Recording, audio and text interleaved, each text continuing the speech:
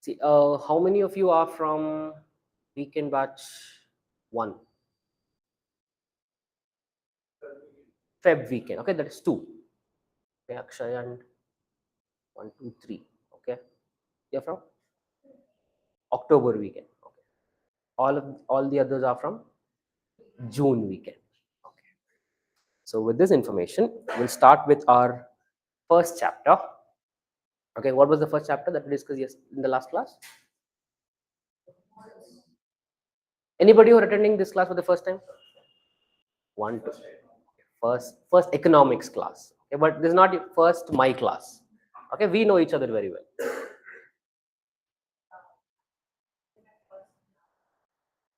Okay, this is your first class. Which batch are you from? June weekend. You wasn't there in the last class. Okay. See, what we did in the last class, like last Saturday, was that I just gave you an overview of all 24 chapters that we'll be studying in economy. That's all. Clear? So, which means you have not missed anything. So, if you want to have an overview, then you can go back, look for the videos. The recorded videos are available. So, if you want, you can just go look for it, and that will give you a broad overview about the subject. And by the way, how was the test last week? Quality, yeah.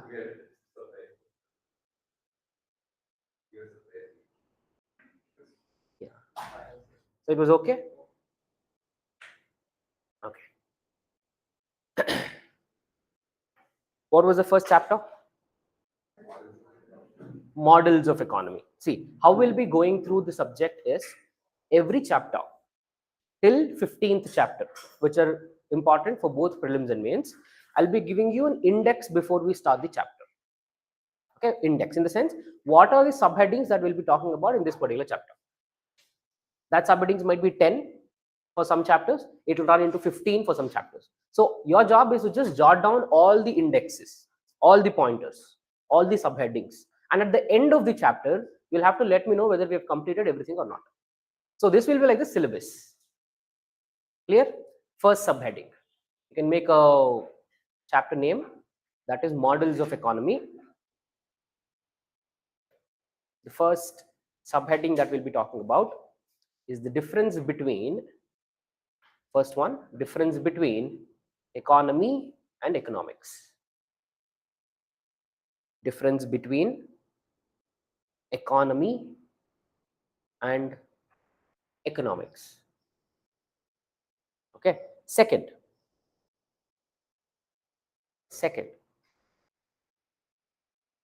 difference between goods and services. Difference between goods and services.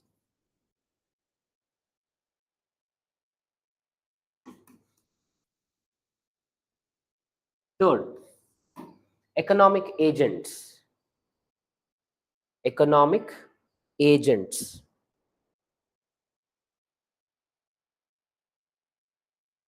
Okay. Fourth, sectors of economy. Sectors of economy. Okay. 5, FOP, a very popular term. Throughout the classes, we'll be talking about this. What is FOP? Factors of production. As you know the full form, yes. Tell me, what are these factors of production?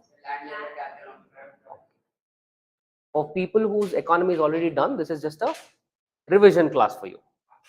Okay. So, factors of production, FOP. Okay. Economic systems. Next.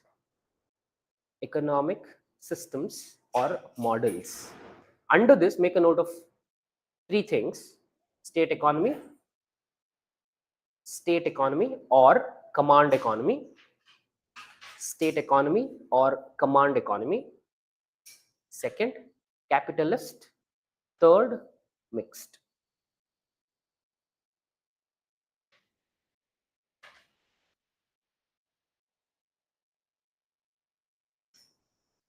Okay, so this will be the end of the chapter.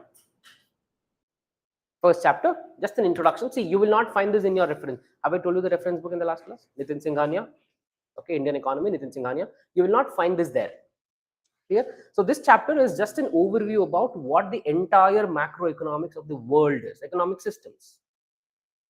Clear with that? Fine. Okay. First one. What is the first thing that we talked about? Economy and economics. Economy, economics. Tell me, what do we know about the differences between what is economy, what is don't tell me it is singular and plural. Okay. Economy economics is a subject as a whole. Economy is not a subject. Economics is a subject. Okay, what is economy? Economy is like production of goods and services in a particular country. Okay, that is not a subject. Economy is not a subject. Okay. Anything else? See, nowhere UPSC will ask you this question. Okay, that is the guarantee. But just for an understanding, these are the two terms we have used interchangeably throughout our life. Instead of telling economy, we have told economics multiple times without knowing what it actually means. We thought it is unanimous, or you can use it interchangeably, but you can't use it interchangeably. There is a lot of difference between the economy versus economics. Clear? See, simple. Economy is a theory. When you apply this theory, you will have economics. So which means economics is something that you have it in the market. It's in place. Clear? Economy is something that you will be studying. Clear? Theory. That is economy.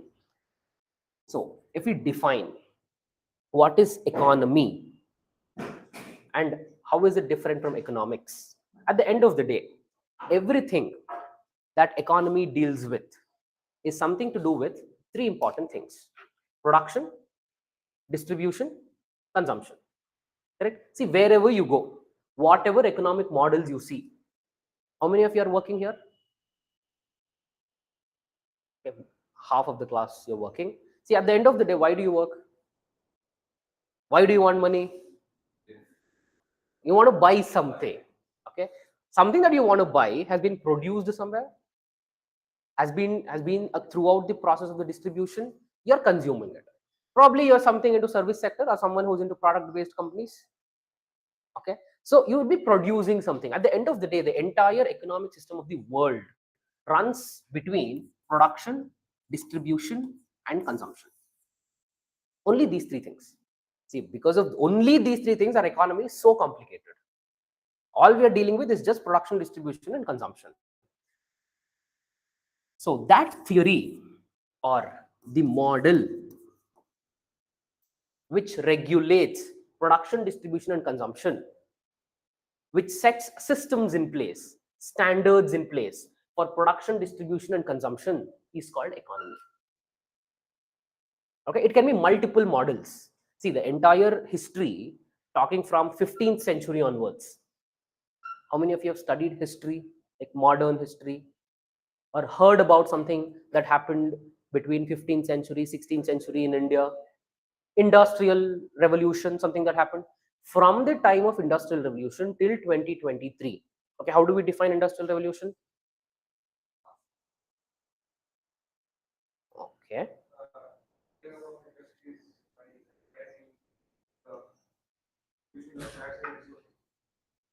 louder. Industries. Okay, okay. Why is it called as revolution? Okay, what was the change in mindset? Earlier? Okay, it wasn't in large scale. What made it large scale? It is a shift from agrarian economy to industrial economy. Use of machines. Earlier, before 15th, 16th, and 17th century, we're talking about, the mode of production was basically labor. Labor was the capital. You have more people with you, you can produce more. As simple as that. Okay, because you can make them work in shifts. 8 hours of shift, 10 hours, 12 hours, 14 hours, you can make them work. If they work, you get more production. Right? This was the mindset with people, with the entrepreneurs. But 17th century introduced machines. Okay, from this time till 2023, the only three things that we worry about in the economy is production, distribution, and consumption. And from 17th century, we have come up with a lot of models to regulate production, distribution, and consumption. How do you produce? What to produce? How to produce? How much to produce? Okay, so what are these models? We have three models: state economy, command economy, communism, socialism, mixed capital. Okay, you're aware of this. We have talked about this, and we will talk about this in detail along with the story at the later part of the chapter. That will be the last topic that we'll be talking in this particular chapter. Okay, what happened in communism? What happened with socialism? What happened with the mixed economy? What is capitalist economy? Clear? So these are some of the models that we have designed over the years to regulate our production, distribution, and consumption.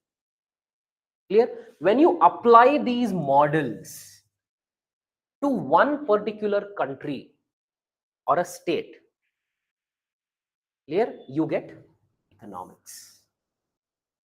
So application of these models, it can be any model for that matter. The application of these models to one setup is called as economics. So which means, in a crude understanding, you can analyze economy is a theory. When you apply it, you get economics.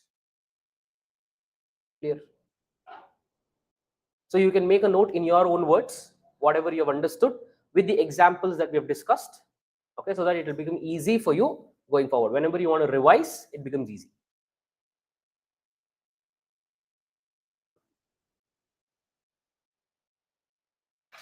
Okay. So, if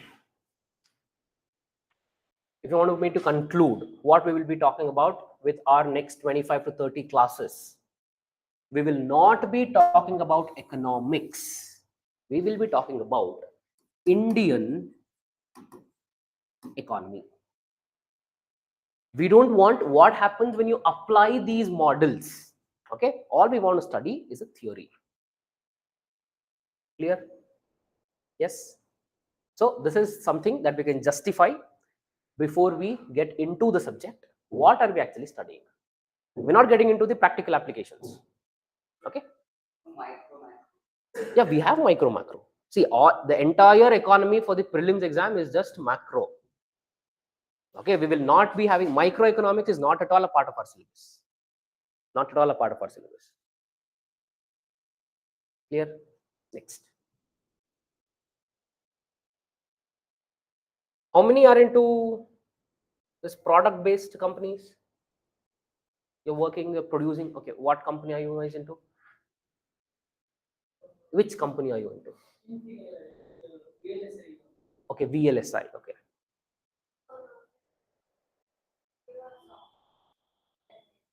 Okay, you give software to the healthcare. Okay. Okay, we'll keep this. Okay, so this is your product, and you call yourself as a service-based company, product-based company. Okay, now tell me, what is the difference between goods and services?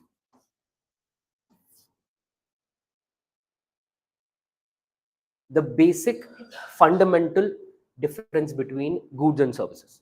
Let's analyze with an example. Give me an example. Goods is tangible, service is not tangible. Physically present. Where is the physical presence of your product?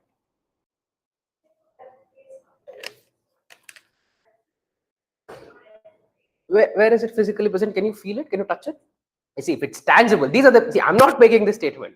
These are the people who told me it is tangible, non-tangible, and somebody was so happy, everybody were happy because we got an answer. Yes, agreed. And someone told me that physical presence should be there. If that is the case, where can you put your company, which is coming up with a software? Okay, so can you put it into product-based company or a service-based company? Okay, it's an intellectual product. Okay, which means that if you want to consider something as good, so physical presence is not mandatory. Yes, no. Okay, think over it. Someone told something. See, Basic difference, as you told. My intention was just to confuse you. That's a different story. Goods are tangible always. Okay. Services are intangible generally. I'm not getting into exceptions. See, this is an exception. Clear? Though this software you cannot touch, you cannot feel, but you can just see it. Clear? That itself is a good for that particular company. They don't call it as services. See, for example, you develop something using your code, you develop a software. Clear? That software is a product. That's a good. You sell it. You sell it to some healthcare sector in that particular example. So suppose, let's assume you have sold it to Apollo. Apollo is your client? Apollo Hospital? Okay, US based company. Okay. Let's consider Indian example. If you sold it to Apollo hospitals. Clear? A technician or a doctor who is using that software doesn't know how to operate. What do? You send a technician to teach them how to use it. That process of sending a technician to Apollo, teaching them how to do it, is a service that you're providing. Clear? So this is the difference between good and this service. Now, what else? This is intangible. Agreed. Anything else?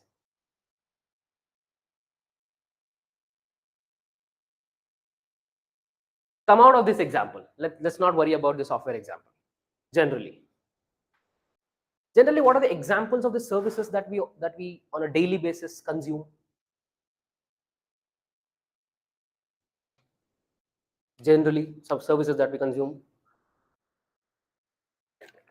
Agreed. Transport. Healthcare is also service. Okay, let's start making a example list. Okay, one is transport. Okay, health. Internet. Okay, agreed. Education. Tourism. Okay, hospitality, tourism. Exactly. That's true. It's yes, agreed. But we're talking about generally, usually.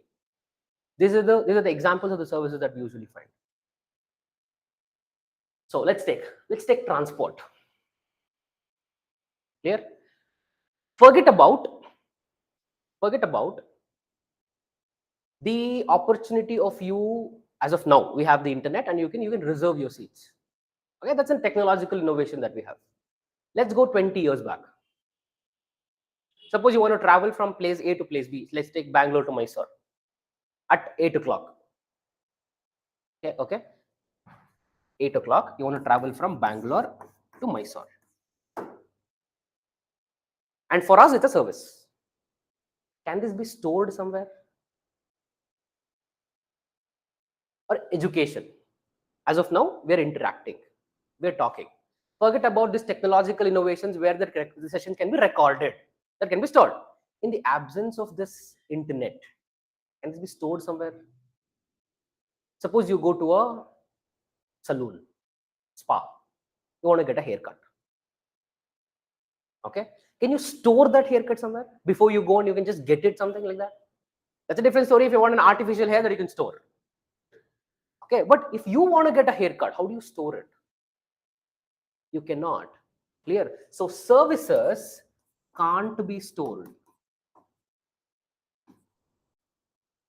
Think about goods. Laptop, I can store it. Bottle, I can store it. I can hoard it. Services cannot be stored that way.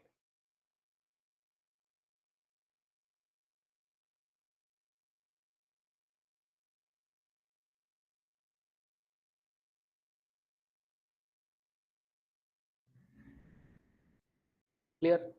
These are some of the differences between goods and services. See, when we talk about the economy, we deal with both goods and services. Will not restrict ourselves only with goods or only with services.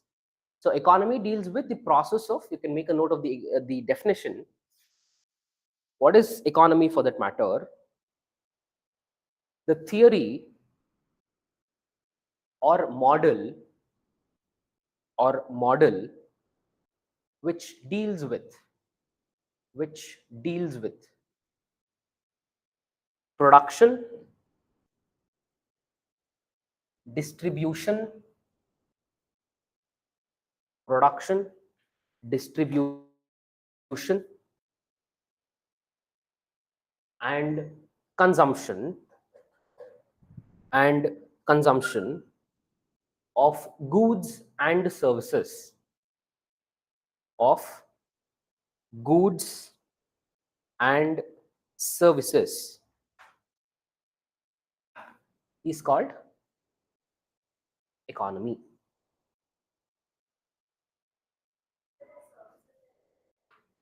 Exactly.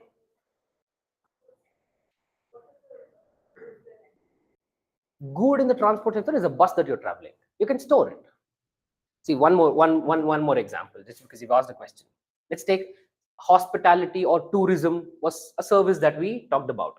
Correct. So when you get into a hotel, a resort, that's a service for us. What are the goods that you find there? Bed, mattress, glasses, toothbrush. These are the goods for the company. For us, we are availing the service. Clear? For every service, you will have a good that will be there. But what is the nature of your interaction with it? That defines whether it's a good or it's a service. The nature of interaction decides it. Clear?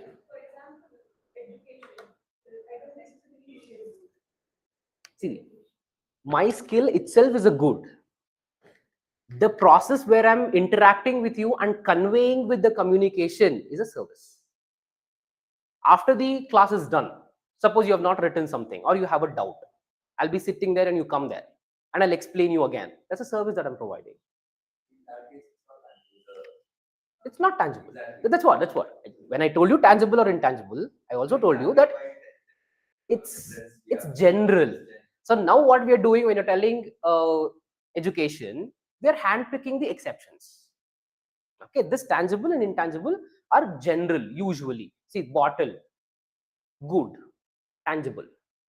Water inside, clear? That will be supplied by a person who is bringing the water cans. That's a service that he's doing. The water bottle that he's bringing, 20-liter water bottle, is a good. But the process of him bringing it from his shop to the Legacy IAS is a service that he's doing. Okay, so good and service are both are very much interlinked. Very much interlinked. That is the reason why in the entire economic subject, we'll not be differentiating between good and service. We'll be talking about both goods and services. That is what the definition talks about. The production, distribution, and the consumption of goods and services. Okay. See, if these are the people who are producing, okay, this is goods and service we are talking about. Who are the people actually producing it and who are the people consuming it? Who are the people producing it? Back channel, consuming it. Who are the people producing the goods and services? The manufacturer. Okay, manufacturers. Agreed. Clear. Farmer. Okay.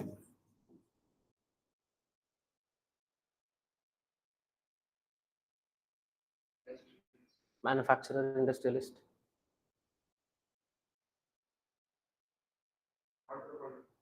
Okay, manufacturer, industrialist, entrepreneur. Agreed. But then like mining. Where? Mining. Because Manufacturer, mining. Let's get into sectors. Okay, that's also a part of our chapter. We'll get into sectors. Then we'll talk about mining. Distributors will be a part. Okay, manufacturer and the distributor. Now don't tell me wholesaler. Okay.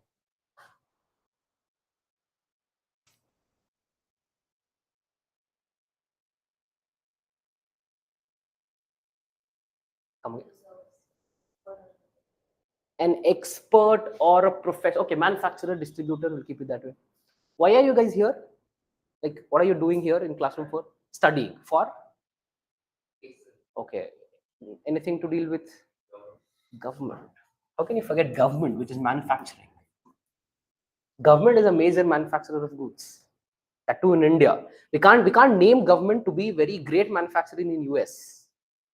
In India, the government plays a very, very crucial role. That too after 2014, this government is playing a crucial role in everything. Yesterday, you heard the speech of the Home Minister.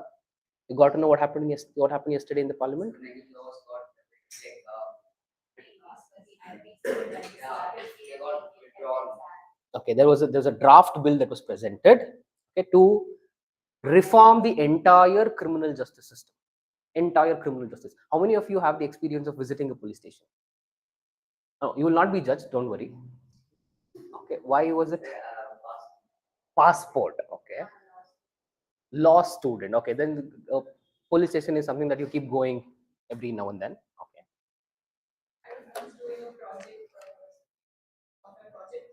For police. Okay, people who have not been to police station also, if you've just crossed the police station sometime, you would see a lot of vehicles here and there. Like in the police station, you will see a lot of, what do you say, abandoned vehicles. Correct? So, Swachh Bharat mission is being applied to the police stations also now. Which means those abandoned, why do you think those abandoned vehicles are there? They've been seized and the case is ongoing. Okay, the case might take 5 years, 10 years, 15 years. Till those 15 years time, that vehicle should be in the police station. Okay, after 15 years, that's a different story, that it will not be in a condition whether you can drive or not. Okay, but it should be there. That's a law. The police can't do anything with it. So as of now, this is as of now. But after yesterday's draft bill, there's a provision in the yesterday's draft bill where if such a vehicle is there in the police station, the police can sell it, mortgage it, or they can auction it. They can do anything. So this is like a Swachh Bharat mission being applied to police station. So from now on, if at all this draft bill becomes an act, then the police stations will be clean. You won't see such abandoned vehicles there. No, there will be some regulation for it. Don't get into the corruption angle. There will be some regulation for it. That's for sure. Okay, this is one major thing that happened yesterday. And second major thing was there is something called a sedition that you will be studying in polity. Sedition is like when you want to overthrow the present government, okay, through the revolutionary means. So what do? If you want to overthrow a government in a revolutionary means, you go stand on the Silk Board flyover and start shouting, okay, this government is not good. I'm on record, but I don't want to do it. But still, this is what you will do, correct? You will gather support, okay, and you will call for arms. Of course, you want AK-47 if you want to overthrow the present government in a revolutionary way. Clear? So that will be called as sedition. And as soon as this becomes viral on Instagram or YouTube, you'll be put behind bars. Clear? So this is sedition. And sedition was being misused by a lot of governments. Any opposition leaders or any political opposition, sedition was used to put them behind bars. Simple. So the surprise that the Home Minister introduced the bill, a draft bill where the sedition would be removed. There will be nothing called a sedition. Okay. But there will be nothing called a sedition, but there's something There are many seditions like yeah, those will be there, but sedition as a law will not, again, it's a draft bill. Okay, let's not get into conclusions as of now. This is one thing. And one more important thing that happened was about the CRPC and the IPC, because it's a colonial laws. Okay, from 1860s and 1880s, it's a colonial made CRPC, criminal justice, and the civil IPC, Indian Penal Code. So now the government wants to revamp it. Okay, want to make some amendments to it. And all these put aside, one thing that surprised a lot of people, and including me, was that without any debate, without any opposition, no questions asked and no answers given, Home Minister said that this will go to the JPC, that is Joint Parliamentary Committee, and people will sit, discuss, and then we will come up with a actual bill. So this is very unlikely of the present government doing it. You don't see such things happening with the present government. They pass an act, they'll present a bill that will be voted upon because they have a huge majority both in Lok Sabha, Raj Sabha, and they have the president, they get it signed. Okay, so you'll be studying about all this. What is the process in Lok Sabha? What happens in Raj Sabha? What happens with the president? Can president send it back? And what is this Joint Parliamentary Committee? Okay, Joint Parliamentary Committee is an expert committee, including both the ruling government and also the opposition government. Okay, the majority, the most intellectual leaders of both the opposition and the ruling party will sit together, okay, for chai samosa. So they discuss upon it. They discuss about each and every provision that's there in the bill. Yeah. So this is something that happened in the parliament yesterday. Whenever the session is going on, keep a note of the ANI news.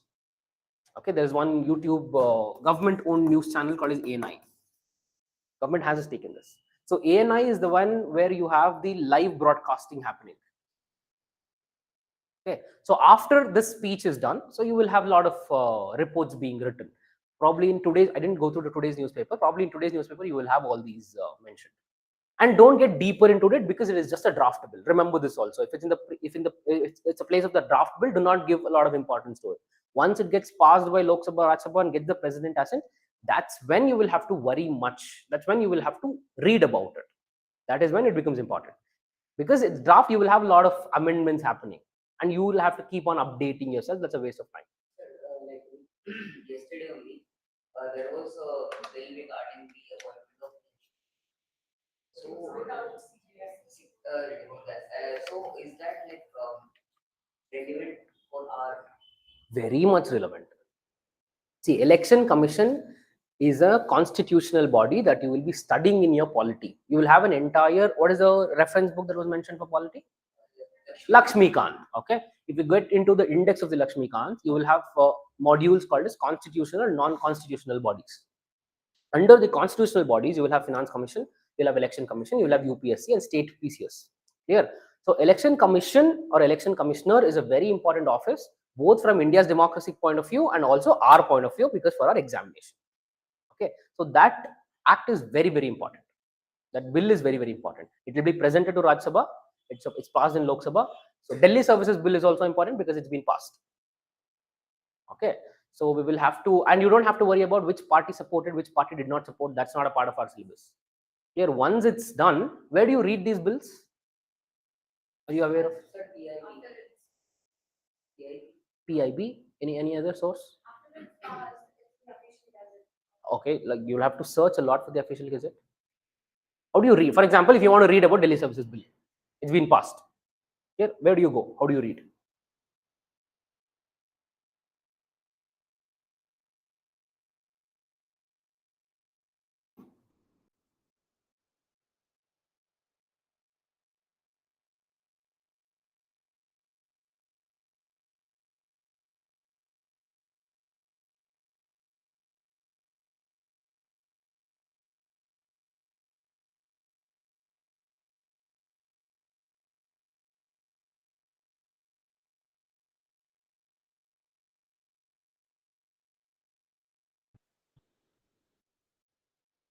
See, get into this website. Make a note of this also. PRS India or PRS Legislative Research. PRS Legislative Research. This is a very important website that you will have to refer to get information about the very recent bills or acts that have been passed. Okay, so you will have the analysis also written here, so you don't have to worry about that. This will give you the holistic information. Read it from the authentic source, okay, so that your understanding will be better. The use of words, any government document that you take, the use of words in those particular government document will be very lucid. It will be crystal clear. It will not have any ambiguity. Okay, going forward, like 5 years or 10 years down the line, this is what you guys will be doing. That is why your answer writing is important now. You might think, why UPSC want us to write so much? Why is writing important for us? Because you will have to have that word flow.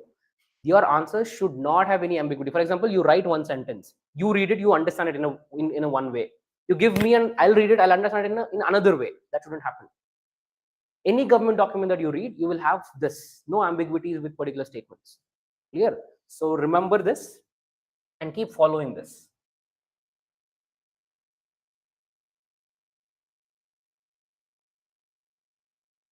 Okay, government. Let's come back to people who are producing and people who are consuming. Okay, government, farmer, manufacturer, distributor, these are the people who are producing. Who are consuming? Us. Okay, I'll write us. Okay, people or households.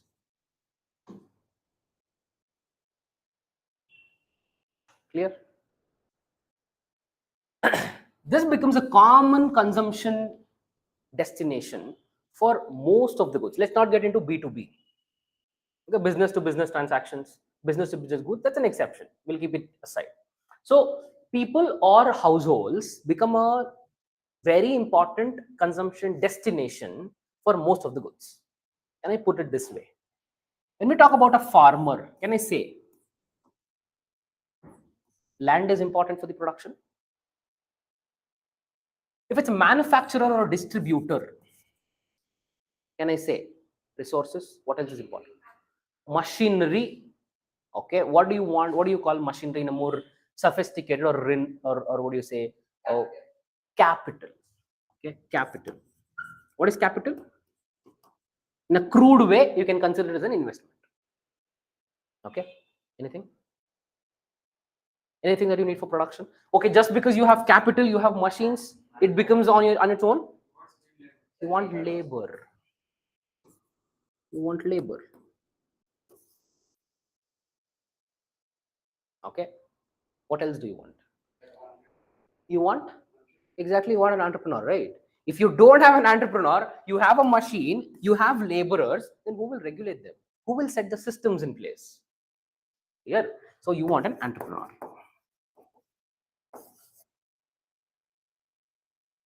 Clear?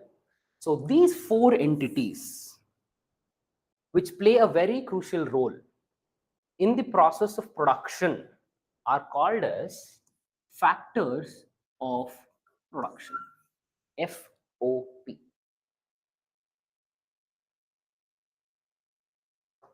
Land, labor, capital, entrepreneurship. Initially, that I thought, and I thought the other part of the production also, like, Resource availability in the sense raw material. Yeah, land. For mining, for such primary activities that you're talking about, okay, we will have land as the product. Correct, correct. Infrastructure, that will be there. But usually, we consider these four as the factors of production.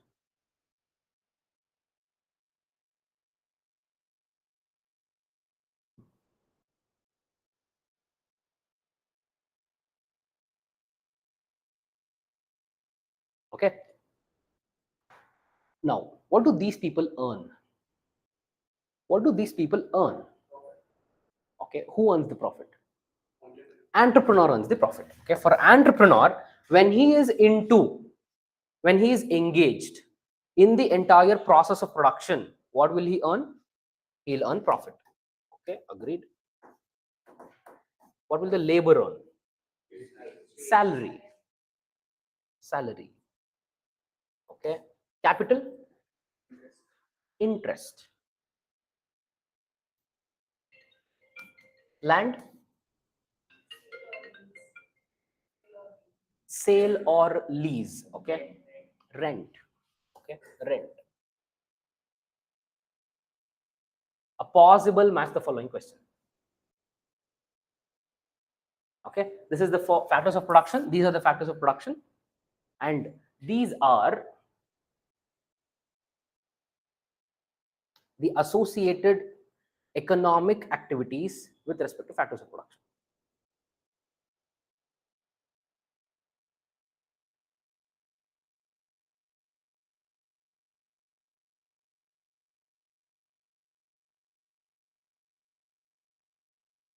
Okay, these are the economic activity associated with the factors of production.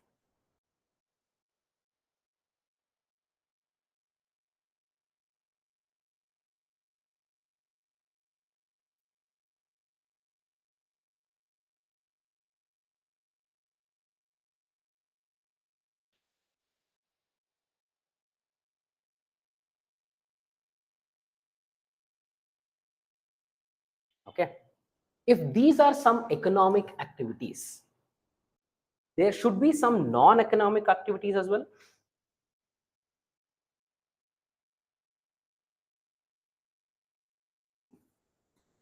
Okay, economic and non-economic. There must be some activities which you can classify them as economic, and there should be some activities which are non-economic. Any such activities which you can classify as economic and non-economic? Household work. Okay. Any examples? Let's get into specific examples. Like my mother cooking food. Okay, mother cooking food. Okay, let's consider cooking. Okay, let's consider cooking. Okay. How can cooking be an economic or a non-economic activity? Okay, where do you monetize? Chefs monetize. Okay. Mother don't monetize. So the cooking in the hotel is an economic activity. Cooking in the house is a non-economic activity. Correct? Okay. Any such examples? Driving. Okay, very good. Okay. If you drive along with your family, it's a non-economic activity. If you become Ola, Uber, or Rapido, economic activity. Correct? Okay. Anything else? Laundry. Okay. NGOs. Okay. Non-economic activities. Okay. If you monetize the same, it becomes economic. Agreed. Now you understood. See, the activity might be the same, but the place you do it and the people you associate it will make it whether it's an economic or a non-economic activity. See, if you consider the entire Indian economy, will it include both economic and non-economic? If you consider the entire Indian economy, will it include both economic and non-economic? Yes. See, if you want to go out and work and your mother is preparing food in the house, because of that activity, you are able to have food in the morning or afternoon. So if you consider the entire economy as a whole, you will include both economic and non-economic activities, which are integral part of the economy. But what gets accounted is only this. These activities of the non-economic will go unnoticed. Very much go unnoticed. Because you can't account it. You can't monetize it.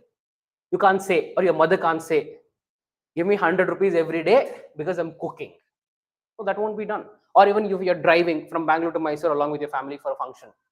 After you land in Bangalore, you can't say to your dad that driver bata is 500 rupees. No. Okay, we can't do it. You can't monetize those non-economic activities. Very, very much impossible. But they are very much integral part of the economy. Understood? Okay.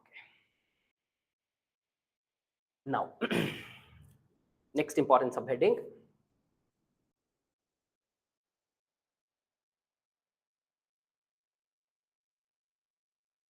Suppose, let's consider some of the economic activities. Okay, like agriculture. See, the farming that you do, the gardening that you do is a non-economic activity because you don't sell it. Correct? But a farmer, it's an economic activity. Okay, agriculture, mining, clear, mining, and production, which means an industry.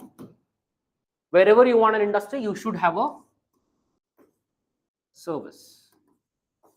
To make our understanding easy, with respect to all the economic activities that are being carried out. Okay, all the economic activities, we can't even count how many economic activities that are happening in the entire country. We can't even count. Okay, it's huge.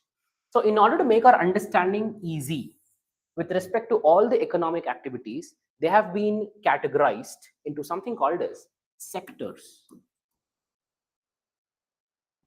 We call this as sectors of Indian economy. Next subheading, sectors of economy.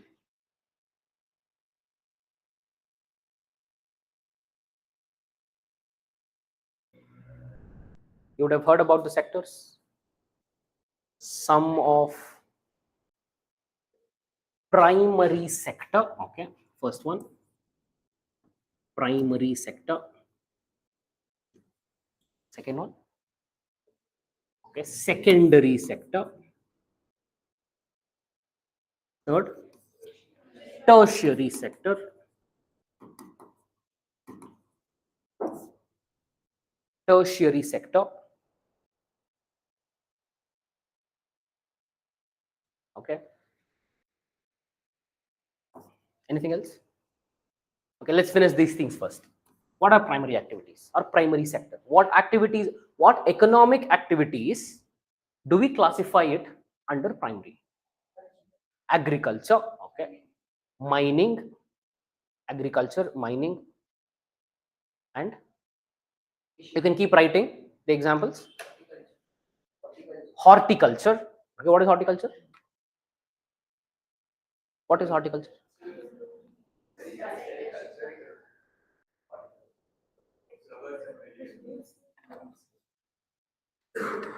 Fruits and vegetables. Horticulture.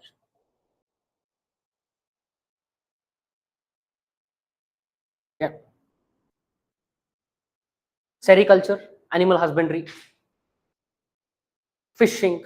All these were classified under pisciculture. Yes. All these are classified under primary activities. Why?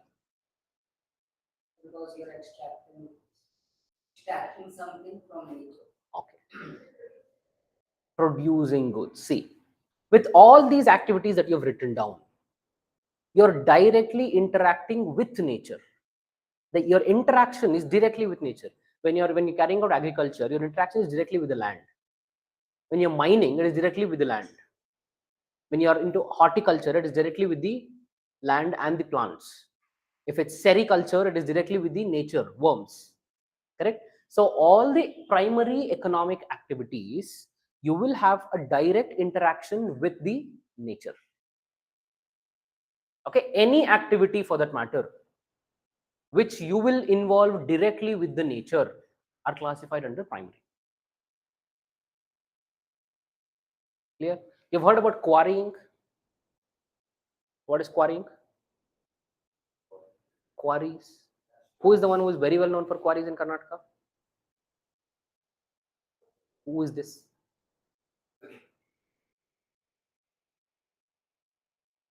So you guys are not on record, so you can come up with a name. Very good. Yes, he was. Southern part of Karnataka. Okay. So this is primary activity. Secondary activities? Manufacturing. Manufacturing. Okay, production. All the economic activities that deals into industry, production, manufacturing are classified under secondary. What's tertiary? Services. Like? The transport, communication, warehousing. Okay, transport, communication, warehousing, banking, education, hospitality, internet, IT, that some of you are into.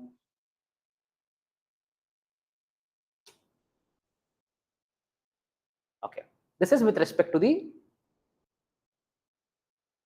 private corporate. Any services with respect to government?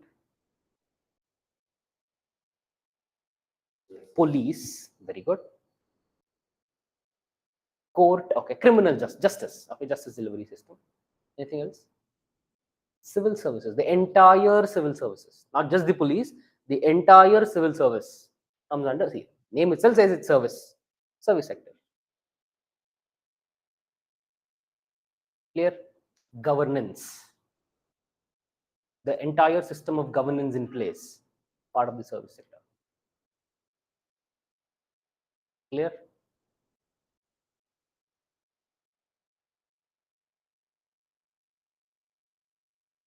In the sense, Yeah, defense. Yes, army, air force, defense services. That is as it is called as defense services.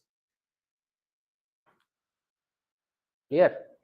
So now, for all these three sectors to operate in more efficient way, to operate it in a more efficient way, what are the things that you want? If you want to make the process more efficient, planning. Okay, agreed. Market. Okay, I'll give you an example. Let's work around that particular example. Demand and supply. Okay, knowledge, skill. Okay, to put it in a more simpler and a crude way, research and development.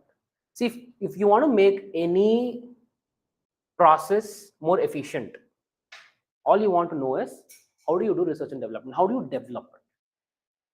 Correct. So that particular sector, which talks about the skill development or knowledge, okay, that is called as quaternary sector.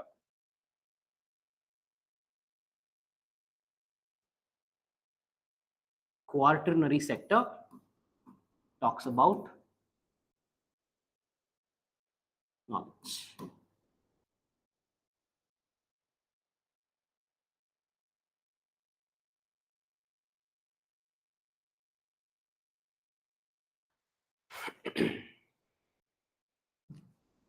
For example, DRDO, DRDO, Defense Research Development Organization, ICAR, Indian Council of Agriculture and Research, GKVK that we have near Hebbal, all these work under the knowledge based. ISRO, yes, of course. Okay. Fifth, and the final, last, queenary sector, QUINARY, QUINARY,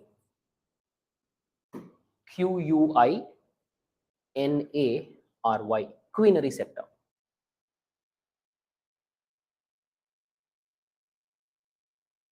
What is queenary?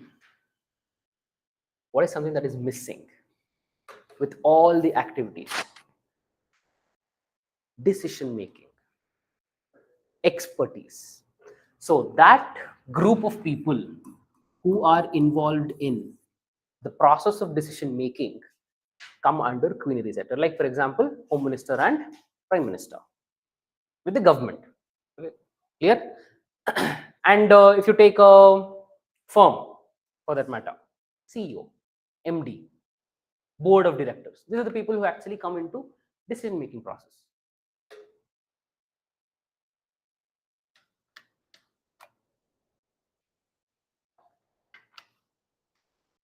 How many of you have watched Bahubali? Bahubali. All of you? Who is the queenary sector there? Rajamata. That's queenary sector, decision making process.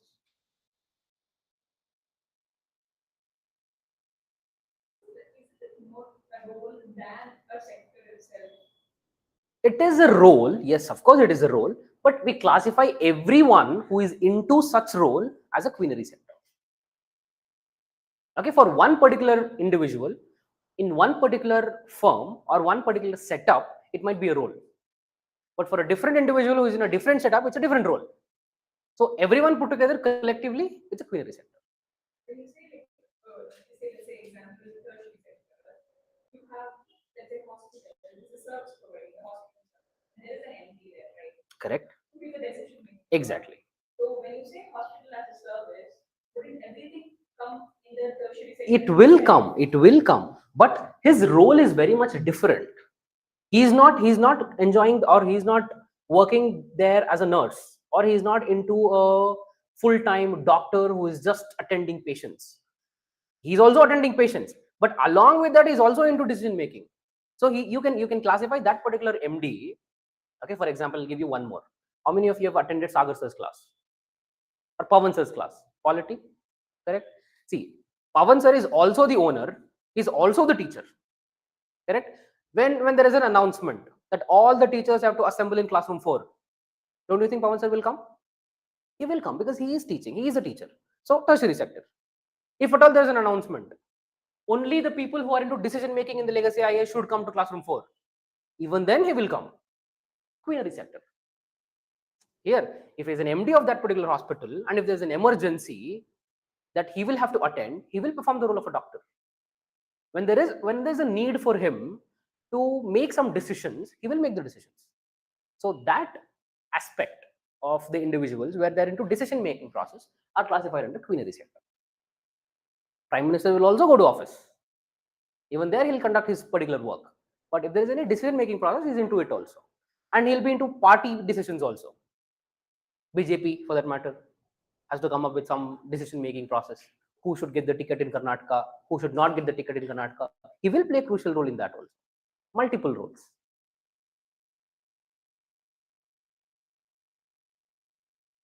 Okay. Clear?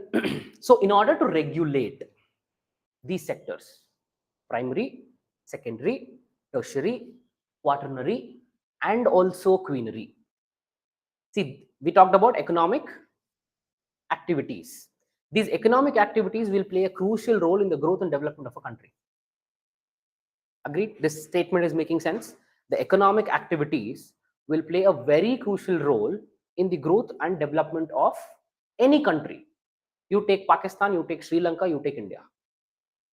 Just because we guys are working hard, India is the 4th largest economy in the world now. We are planning for 5 trillion economy by 2030. We are 3.7, 3.8 now. We want to become 5 trillion economy because we are working hard. Not just the Prime Minister and Home Minister working hard. Even we are working hard. Even we are economic agents. We are paying taxes. Clear? Pakistan is not the case. Why? Don't you think people are not working there? People even there are getting up at 6 o'clock. Even they are going to office. But the political decision making or the systems that are put in place, clear? Those systems that are put in place are not efficient when you compare it with India.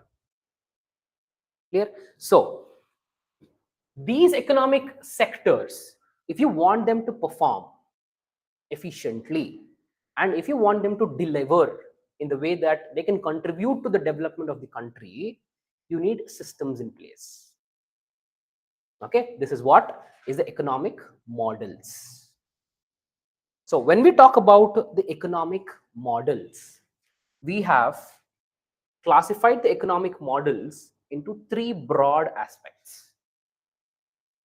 First one is called as command economy. Second, capitalist economy.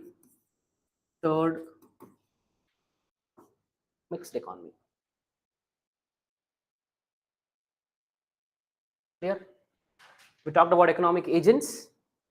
Then we classified all the economic agents into sectors: primary, secondary, tertiary, quaternary, and queenary. And now we are looking at some of the models that are put in place already. These systems are already there.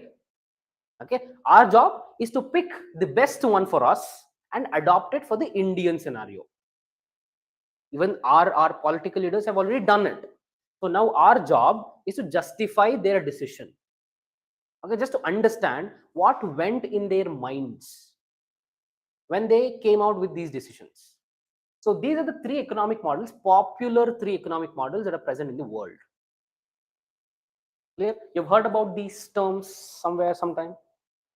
What have you heard about? Communist economy. Okay, where do you have communist economy? Russia or China? Okay, what are the communist countries? North Korea. Okay, that's a very sophisticated way of telling things. But for a 10th standard individual, 10th standard kid, your cousin, let's assume. Okay, you want to explain him what is communist, what is socialist. How do you explain? You don't tell factors of production are being controlled by state. So he'll be like, get lost. I don't know. Who wants that? So you want to tell him in a way that he can understand. See, this is the level of understanding that you will have to get into every chapter, not only in economy, for every other subject. Every other subject. If you want to understand the conquest of Britishers, modern history, if you tell a 10th standard individual that you explain Why Britishers invaded India? If that is a question, you will have to explain him like a story. Only then your knowledge is complete. If you make somebody understand, then your knowledge gets completed. Clear? So get into that practice of narrating things and making your knowledge consolidated.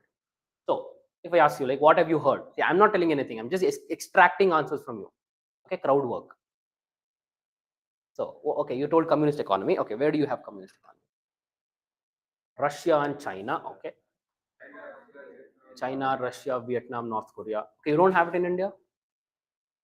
Sure.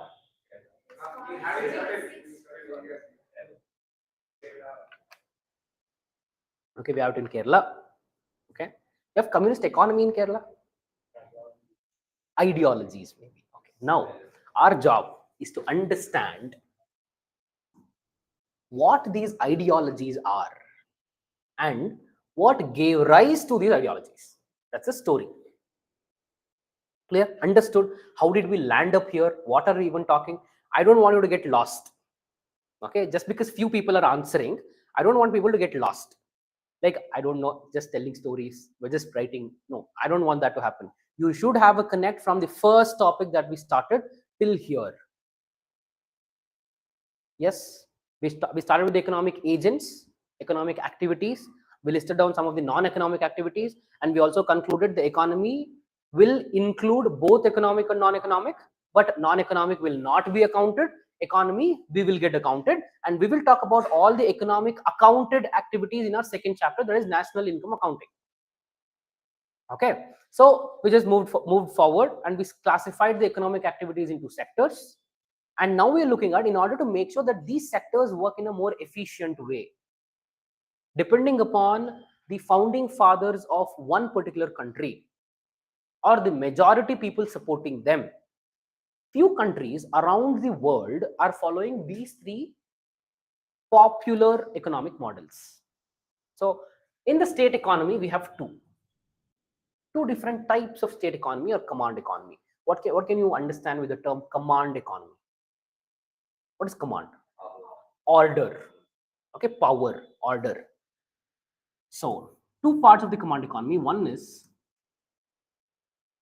communism. Second, socialism.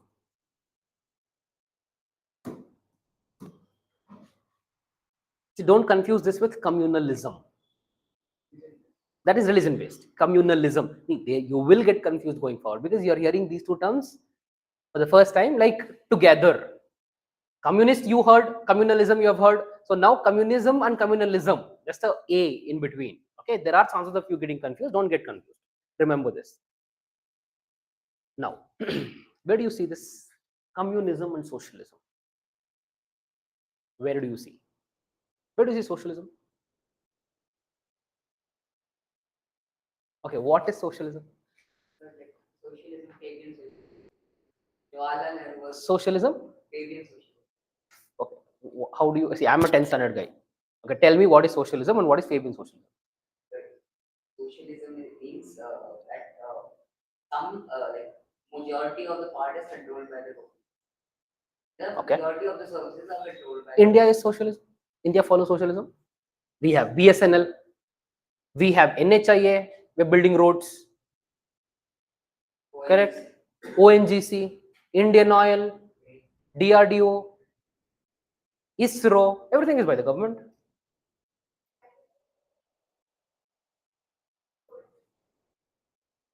Okay, private and public coexisting is communism. Socialism. Okay, then what is communism? Communism is complete government. Nothing, like there should not be any People earn for the government. Okay, see, that's what is happening somewhere in Kerala now. I'm not making statements. I'm just generating questions from your answers, which means somebody who is working in West Bengal is working for Mamata Banerjee, is not working for himself. Yes, no. Anybody from West Bengal? Okay, anybody from the neighboring states of West Bengal? No. Okay, anybody from Kerala? Okay, so tell me, if you're working in Kerala, are you working for yourself or you're working for the government? He is the one from Kerala. He has made a statement. Let's go with it. Let's not counter born and brought up in Karnataka and Bangalore. Let's not counter an ideology which is in Kerala. Okay, that becomes wrong. Okay, now forget everything that you have learned. Okay, not learned or assumed or imagined. I don't know, but forget everything. Okay, from now on, starts fresh. Let's start fresh. Let's understand what command economy is. Let's understand what communism is, what socialism is. Okay, with a crystal clear understanding. I don't want you to have any ambiguities. See, the reason why I asked you is like, what are the different answers that you can come up with? If you come up with some correct answers, then I don't have to tell you the entire story.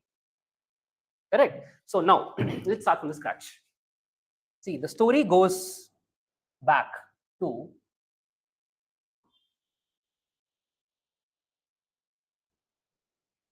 (1750). Don't write down anything, just listen to it. And once this entire story is done, then I'll tell you what to write and what not to write. Okay, story goes back to 1750. See, one important phenomena that I've told you already that we have discussed in a brief manner was Industrial Revolution. See, what happened in the Industrial Revolution? That before Industrial Revolution, there were a lot of laborers working. A lot of laborers. So you have more labor, you can produce more, you can earn more. So 1750, around 1700s and 1750, for the first time, we have the invention of steam engine. Everything started with the steam engine. Okay, so once this happened, we have steam engine coming into existence. We have the process of the boat making coming into existence. For the first time, you have machines coming over. So the entire production mechanism, just imagine a huge factory like Tata, huge factory where somewhere around 1,000 or 2,000 people are working. Such organizations developed only after 1700s and 1750s because you had machines coming into existence. So before, what happened? See, we are talking about the situation in Europe. This has not entered India in 1700 because we were controlled by British. Okay, so we are talking about Europe's history. Before, let's take England, Britain into consideration. The demand